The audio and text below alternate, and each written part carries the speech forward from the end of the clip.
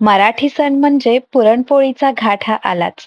त्यासाठी वापरली जाणारी हरभरा, चणा डाळ ही वाताळ, त्याचबरोबर पावसाची सुरुवात आणि वर्षा ऋतूची ही सुरुवात म्हणजे वात प्रकोपाचा हा काळ. म्हणून पुरणपोळी ही छान तेलात भाजून वरून तुपाची धार घालून खावी. दोन्हीही स्निग्ध असल्याने वात वाढू देत नाहीत. त्यामुळे होणारे गॅस आणि पोटफुगीचा त्रास कमी होतो. खायलाही छान लागते आणि प्रकृतीसाठीही उत्तम. वटपौर्णिमेच्या सणाला सौभाग्यवती पतीच्या दीर्घायुष्यासाठी आणि उत्तम आरोग्यासाठी वडाची पूजा करतात. पण या सणाचे महत्त्व काही वेगळेच आहे. सावित्रीने पती सत्यवानाचे प्राण वाचवले याच्या अनेक आख्यायिका प्रसिद्ध आहेत.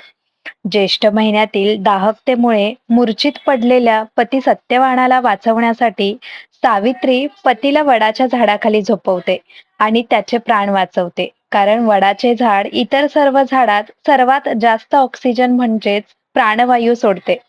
तसेच वडाचे झाड जास्तीत जास्त पाणी शोषत असल्यामुळे या झाडाखाली गारवाही असतो. म्हणून डेरेदार वडाच्या सावलीत दाहकता जाणवत नाही. तसेच वडाचे झाड हे दीर्घायुष्य, स्थैर्य आणि विशालतेचे प्रतीक मानले जाते. आपला सण, चालत आलेली परंपरा आपण जपतो. त्याचसोबत त्याचे महत्त्वही माहीत असावे. पर्यावरणाचा विचार करून शक्य असल्यास एक तरी वडाचे झाड वटपौर्णिमेला लावले गेले पाहिजे. आयुर्वेदानुसार उपवास म्हणजे केवळ उपाशी राहणे नसून पचन संस्थेला विश्रांती देणे आणि शरीरातील विषारी घटक बाहेर काढून म्हणजेच आमाचे पाचन करून शरीर शुद्ध करणे होय. काही न खाता उपवास करत असेल तर अधूनमधून कोमट पाणी किंवा सुंठासारखे पाचक द्रव्य घालून पाणी प्यावे. पूर्ण काळ उपाशी राहण्यास जमत नसल्यास पचायला अतिशय हलका असा आहार घेऊन उपवास केला तरी चालतो. पण आपण याच्या पूर्णपणे उलट करतो. स्वतःही करतो आणि आपल्यासोबत इतरांनाही करायला लावतो. उपवासाने जठराग्नी तर प्रज्वलित होतोच, त्यासोबत शरीर हलके झाल्याने मनही शांत आणि स्थिर होते.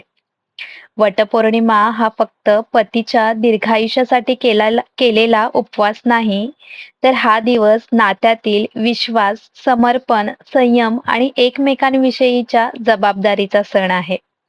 सत्यवानाच्या सावित्रीने संकटात न घाबरता धैर्य दाखवून योग्य वेळी योग्य निर्णय घेतला. तिच्याकडून ही प्रेरणा आपण नक्कीच घेऊ शकतो. आधुनिकता म्हणजे परंपरा सोडणे नाही, तर तिच्या मागच्या वैज्ञानिक, सामाजिक आणि मानसिक स्थैर्य समजून घेऊन श्रद्धेला समजुतीची जोड देणे. तेव्हा हीच परंपरा अधिक सुंदर होईल. व्हिडिओ आवडल्यास लाईक, शेअर आणि सबस्क्राईब नक्की करा.